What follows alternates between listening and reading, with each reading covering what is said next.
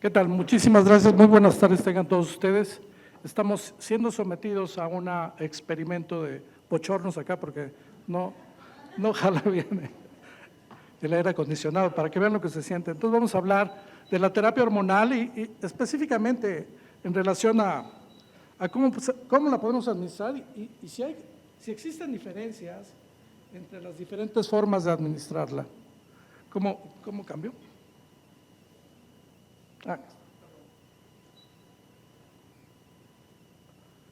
Bueno, sabemos que actualmente la terapia hormonal se puede administrar por diferentes vías. Evidentemente la mayor experiencia la tenemos con la vía oral. De hecho, ustedes, bueno, probablemente ustedes no lo recuerden, ni yo tampoco, pero me cuentan que la terapia hormonal empezó en 1942, cuando se logró obtener estrógenos para terapia hormonal a partir de la orina de yeguas embarazadas, y precisamente por eso se llamaba Premarin el producto, porque venía de Pregnant Mare Urine. Entonces, a lo largo del tiempo, pues se usó la vía oral. La vía oral es muy práctica, muy fácil de usar, etcétera. Pero curiosamente, el estrógeno también se puede administrar por diferentes vías. La vía transdérmica es una de ellas, porque es una excelente forma de aplicar esta molécula. Específicamente el estradiol transfiere muy bien a través de la dermis hacia la circulación sistémica. Y esto vamos a tener, como veremos, ciertas ventajas que le hacen especialmente importante para el manejo de nuestros pacientes cuando tanto la paciente como nosotros decidimos emplear una terapia hormonal. Y acuérdense que actualmente la indicación más clara para dar una terapia hormonal es la presencia de bochornos. Entonces, como ven ustedes aquí en el recuadro, tenemos que la vía transdérmica, pero también los implantes subcutáneos, la vía vaginal de la que ya se habló en extenso y la vía intramuscular también, son formas parenterales de administrarla y todas tienen en común que vamos a evitar el primer paso metabólico a nivel hepático.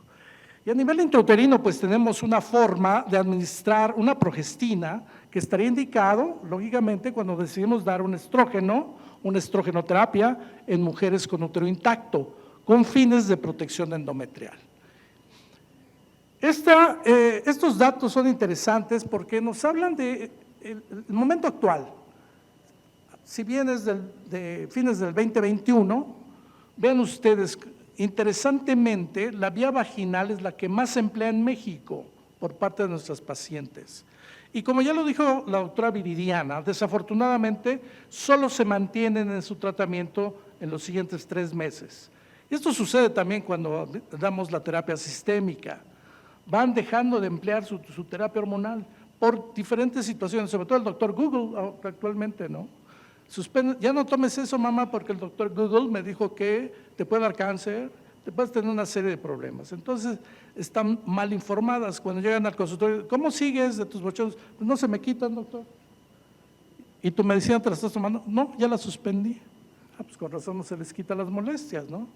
Entonces, como ven ustedes aquí también, ya prácticamente la vía transdérmica equipara e incluso es ligeramente superior su frecuencia en el uso de una terapia hormonal. ¿Y cuál es la ventaja? Ya lo dijimos, vean ustedes, cuando damos cualquier tipo de medicamento por vía oral, ineludiblemente tiene que tener un paso hepático metabólico. En cambio, cuando administramos el estrógeno, en este caso por vía parenteral y específicamente la vía transdérmica, evitamos este metabolismo de primer paso. ¿Esto qué quiere decir? Que hay un impacto menor a nivel hepático y como consecuencia de ello no se activa la síntesis de proteínas que tienen que ver con la coagulación. Y de esta forma estamos viendo una de las primeras ventajas. No aumentamos el índice de coagulabilidad de la sangre y en consecuencia una de las ventajas más claras de la terapia parenteral y específicamente la transdérmica es disminuir la posibilidad de tromboembolismo venoso. La otra cosa es de que podemos utilizar dosis más bajas. Anteriormente, yo recuerdo, usábamos 2.5 miligramos de Premarin y después se bajó hasta 0.625 miligramos y actualmente estamos casi en la mitad de eso, es decir, que no es una terapia de reemplazo, recuerden, es una terapia que tenemos que ayudar a mejorar la sintomatología, lógicamente impactando positivamente también el perfil de lípidos y el riesgo cardiovascular, y por último el hueso. Y eso lo podemos lograr con una dosis baja. Y lo que ven en pantalla es un estudio pequeño, comparativo, ya tiene muchos años, no fue comparativo en sí mismo, fue una revisión, en el cual lo que se observa es que la eficacia es prácticamente la misma cuando administramos el estradiol por vía oral, que es el que actualmente empleamos, el estradiol que produce el ovario, comparado con los estrógenos equinos conjugados, el Premarin, a la dosis de 0.625 miligramos, y el estradiol transdérmico a una dosis de 50 microgramos al día.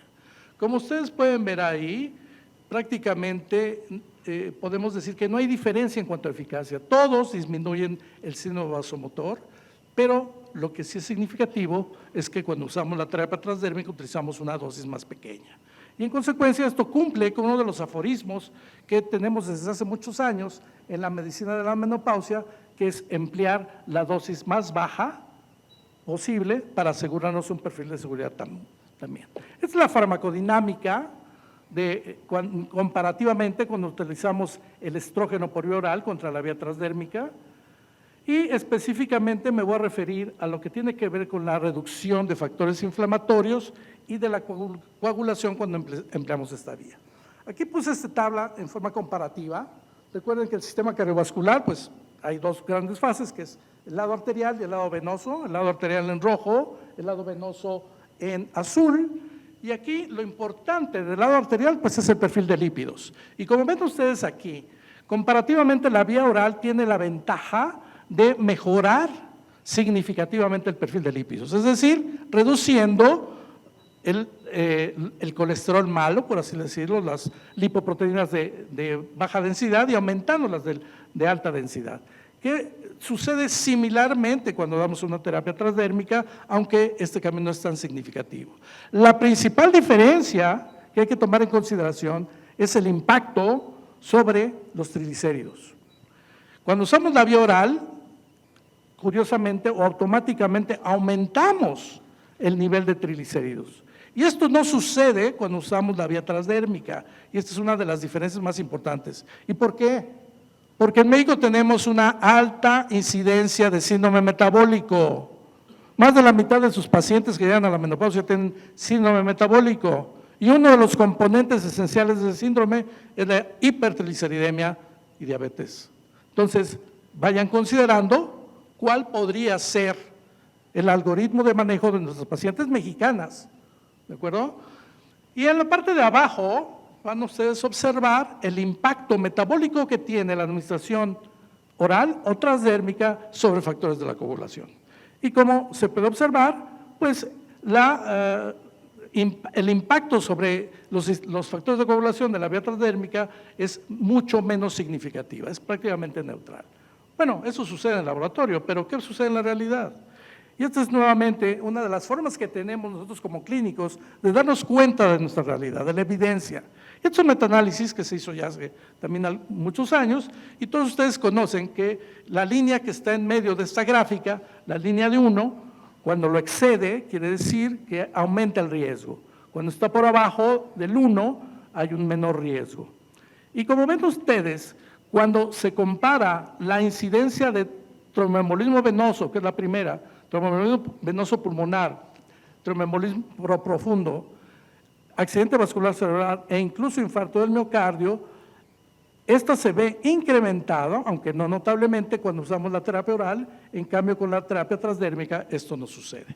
Por lo cual, los autores de este estudio propugnan por el empleo de este tipo de terapias. Y en México tenemos otro problema, el problema de la obesidad.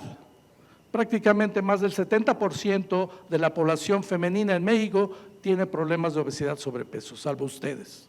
Ustedes no, ustedes están delgaditos, ustedes sí se cuidan. Pero en fin, nuestros pacientes que llegan al consultorio, la gran mayoría tienen este problema. Y sabemos que la obesidad de suyo es un factor de riesgo independiente para desarrollar un tromboembolismo venoso. Los autores de este estudio, que son los mismos que hicieron el estudio STER, que es un estudio muy importante, se corrió en Europa, específicamente en Francia, precisamente para conocer cuál es el impacto metabólico de una terapia hormonal, específicamente estrogénica, cuando se administra por vía oral o por la vía transdérmica. Y lo que ellos encontraron fue esto. Aquí hicieron 3 grupos de mujeres, aquellas que estaban con un índice de masa corporal normal, que es aquel que está en la primera fase de la gráfica, y se compara contra no usuarias, el riesgo es de 1 de tener un problema tromboembólico. Cuando reciben terapia transdérmica, como se ve, prácticamente no se incrementa el riesgo tromboembólico, y cosa que sí sucede en mujeres con peso normal cuando damos una terapia hormonal oral. Ya cuando nos pasamos al segundo grupo del índice de masa corporal entre 25 y 30, que son mujeres ya con sobrepeso, el mismo sobrepeso incrementa prácticamente al doble su riesgo de tromboembolismo venoso. Y si a este grupo de mujeres le damos una terapia transdérmica, no incrementamos, como se ve en la barra rosa, su riesgo tromboembólico, y sí sucede cuando damos una terapia hormonal. Y no se diga ya en mujeres con obesidad, que son mujeres con índice de masa corporal por arriba de 30, en la cual de suyo su riesgo absoluto basal se está incrementando casi 4 veces más. Si damos una terapia oral en este grupo de pacientes, pues vamos a tener más complicaciones. Por eso, actualmente algunas guías de práctica clínica, incluyendo la mexicana, señalan que la terapia hormonal en mujeres con algún tipo de comorbilidad, la mejor opción es el estradiol transdérmico.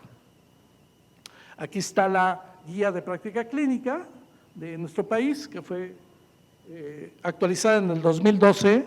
No sé si se vaya a actualizar, están quitando normas oficiales, no sé por qué, en fin, es una esquizofrenia la que vivimos actualmente en medicina, bueno, lo que se refiere a la Secretaría de Salud, básicamente. Entonces, espero que no sigan quitando normas y que en algún momento nos llamen a actualizar este tipo de guías, porque pues lógicamente es donde nosotros nos podemos basar en evidencia clínica para la mejor atención y cuidado de nuestros pacientes. Y como ven ustedes ahí en la administración transdérmica, dice la guía de práctica clínica, podemos prescribir, ya dijimos, dosis más bajas, sin aumento de triglicéridos, dijimos que es muy importante, y sin incremento de factores de la coagulación. Y tampoco probablemente podamos tener afecciones de la vía biliar. Este estudio que ven en pantalla, publicado ya hace algunos años, es una revisión que se hizo en el 2021, nos habla, es el único estudio que compara face to face la vía transdérmica contra la vía oral. Los otros anteriores que les mencioné no son face to face, o sea, son resultado de estudios observacionales. Pero este sí es comparativo, uno contra otro. Y aquí lo que se hizo fue un grupo que recibió 0.425 miligramos. ¿Se acuerdan que dijimos que el estándar era 0.600? Este es prácticamente 2/3 partes o 1/3 parte menos. Y comparado contra estradiol transdérmico, 1 miligramo. Y evidentemente, actualmente preferimos usar como protector endometrial la progesterona natural. Anteriormente no lo usábamos porque era muy difícil administrarla por vía oral o por vía vaginal. La vía vaginal es excelente para administrar progesterona, pero afortunadamente a nivel del laboratorio se hace una micronización de la molécula y esto permite que pueda ser absorbida en forma más eficiente y por eso la podemos emplear actualmente como un complemento de nuestra terapia estrogénica. Estos son los resultados, no me voy a detener, probablemente todos ustedes lo conozcan, pero se reitera, tanto la vía transdérmica como la vía oral resultan benéficas para el manejo principalmente del síndrome vasomotor, que es la primera parte que está ahí señalado, en reducción de bochornos, mejoría del sueño, y específicamente en lo que corresponde a la terapia por vía transdérmica, es mejor para disminuir el depósito de beta-amiloide, que está correlacionado con la enfermedad de Alzheimer, e incluso aumento de la libido. Acuérdense que cuando damos el estrógeno por vía oral, va a aumentar la SHBG y esto puede reducir la fracción libre de testosterona, que se ha visto que puede comprometer el deseo sexual en nuestros pacientes. Entonces, antes de darles una terapia androgénica a sus pacientes posmenopáusicas, si están adoleciendo de este problema de deseo sexual hipoactivo, probablemente una buena alternativa sería darle una terapia estrogénica, pero a través de la vía transdérmica. La otra cosa importante e interesante de este estudio, del estudio Cronos, es que cuando se comparó la vía oral contra la transdérmica, se vio que el mejor funcionamiento en pruebas cognitivas también se correlacionó con una mejor calidad del sueño en mujeres que recibían la vía transdérmica comparativamente contra la vía oral. En términos generales, pues, parece ser que la vía transdérmica sí sigue teniendo mayores ventajas comparativamente con la vía oral. La otra es que a veces nuestros pacientes tienen problemas gastrointestinales y la vía oral no es una opción muy adecuada en esos casos. Y la vía transdérmica sería una buena alternativa. Anteriormente teníamos parches transdérmicos para la administración de estrógeno. Actualmente, pues prácticamente creo que ya no lo están comercializando y afortunadamente tenemos otro tipo de alternativas. El gel transdérmico con estradiol es uno de ellos, y recientemente en nuestro país también ha llegado el spray transdérmico, ¿verdad? Es una forma interesante de administración transdérmica de estrógeno, reitero, porque la molécula se absorbe perfectamente bien. El spray transdérmico hace un depósito en el estrato córneo, a partir del cual en las siguientes 24 horas se va a liberar una dosis muy pequeña de hormonas, y la otra, de estradiol específicamente, solamente contiene estradiol, 17 beta-estradiol. Y la otra ventaja que tiene es que podemos nosotros flexibilizar la dosis, es decir, nos confiere dosis exactas, precisas, y nosotros podemos definir cuál es la dosis más adecuada para nuestros pacientes. Es decir, podemos individualizar los casos, que es otro de los preceptos que tenemos en medicina de la menopausia. Evidentemente, toda mujer con útero intacto, dijimos, debe recibir protección endometrial. Y este cuadro que ven en pantalla está relacionado precisamente con todas las alternativas que tenemos. Ya dijimos que la mejor, tal vez el estándar de oro actualmente, es la progesterona. Sin embargo, la progesterona tenemos que usar dosis mayores en ocasiones. Es decir, al ir aumentando gradualmente la dosis de estrógeno, tendremos que hacerlo también con la progesterona. Esto, reitero, como protección endometrial. La medroxiprogesterona, que es la MPA, que está ahí en el segundo renglón en rosa o en color carne, fue la villana del estudio WHI, tan llevado y traído desde hace más de 20 años en nuestro conocimiento médico, pero que demostró precisamente que las mujeres que recibían este tipo de molécula en particular aumentaba su riesgo de cáncer de mama. Y parece ser que la villana es la medroxiprogesterona. De tal suerte de que yo en lo particular no lo recomiendo, salvo si no lo vamos a emplear más de 3 años. Actualmente también tenemos la dihidrogesterona, que es el retroisómero activo de progesterona, cuya virtud simple y sencillamente es que es más potente, es prácticamente 10 más potente que progesterona natural, y de esta forma también podemos utilizar dosis más baja y que lógicamente vamos a tener menos efectos secundarios. El más común que vemos cuando damos una terapia combinada es la mastalgia, y esto puede hacer que nuestra paciente suspenda de todas el tratamiento, y esto hay que advertirlo. En cambio, cuando damos progesterona por vía vaginal, esto puede ser también una muy buena alternativa. El Dienogest que tenemos en nuestro país también es una progestina de 4ª generación con efecto antiandrogénico inclusive, pero tiene particularmente un potente efecto a nivel endometrial. Incluso se utiliza para el manejo de la endometriosis, por ejemplo, en mujeres en edad reproductiva. Entonces, podría también ser una buena alternativa. Y por último, uno de los que yo empleo en particular es el dispositivo liberador de progesterol. ¿Por qué? Porque se ha visto en estudios a largo plazo que sí puede llegar a proteger el endometrio, como se demuestra, reitero, en esta revisión que hizo la Sociedad Inglesa o Británica de la Menopausia. Voy a hablar muy rápidamente en forma anecdótica de lo que implica dar implantes subcutáneos, los pellets, que han caído que se utilizan mucho actualmente, pero es off-label, es decir, no hay presentaciones reguladas, pues. Se hace, doctor, vengo que me ponga mi grano de arroz, ¿no les han dicho? Pero con mucho estrógeno para que no tengan el problema. Y son estos. Yo me recuerdo mucho que los estudié en alguna época. Estas cápsulas se absorben, son bioabsorbibles. Están constituidas básicamente por colesterol, entonces se absorben rápidamente.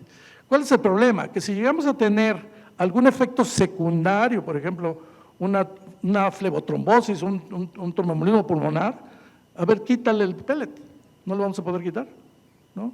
Porque se está absorbiendo. Entonces es imposible retirarlo si se llegara a presentar algún problema. Y hay algunos pellets que duran hasta 3 meses en deshacerse por completo.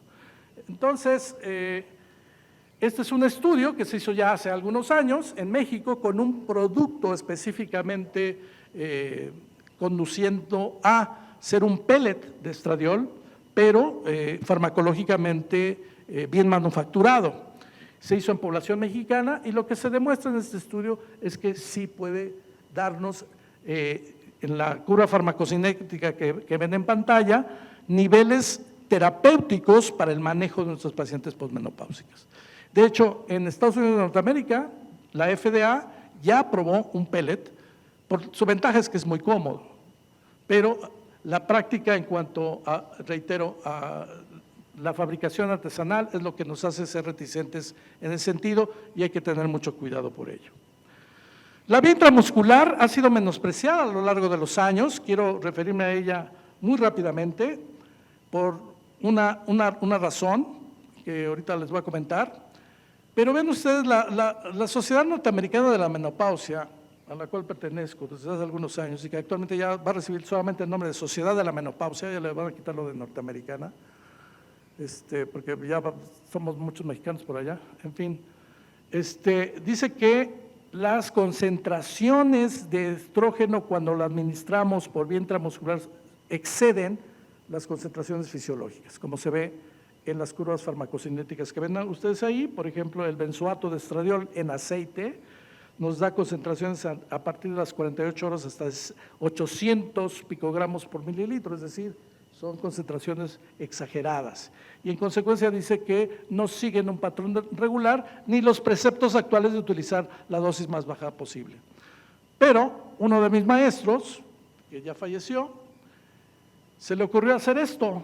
Lo que ven a ustedes ahí son unas esferas monolíticas de colesterol. Es colesterol. Entonces lo que hizo fue meter el estradiol dentro de estas esferas monolíticas y esto nos permite, desde el punto de vista farmacocinético, y ahí lo ven ustedes enseguida, que se difunda mucho mejor el estradiol, alcanzando concentraciones terapéuticas aceptables. Como ven ustedes ahí, no mayores de 160 picogramos, prácticamente bastante fisiológicas a lo largo de un mes de empleo, por arriba, pues, de lo que nosotros deseamos. Entonces, sí lo tenemos en México, es un aporte de un científico mexicano, que yo respeté mucho, lo sigo respetando y lo añoro, entonces es también una muy buena alternativa. Hay estudios, este es el estudio que se hizo, de hecho aquí está Manolo Bonilla Cortés, lo conoce Viri, actual, sigue de director, ¿verdad? O ya no, en perinatología, es un gran amigo. Ellos hicieron este estudio precisamente con este tipo de aplicación intramuscular de microesferas monolíticas de estradiol. Entonces, bueno, también es una muy buena alternativa. Desafortunadamente, reitero, como vieron al inicio de la charla, solamente en el 1% de los casos lo damos. La vía vaginal, ya se habló en extenso, la doctora Viridiana hizo una excelente revisión del manejo del síndrome genitourinario de la menopausia, por lo cual no me voy a detener, salvo en este concepto, el concepto de la intracrinología.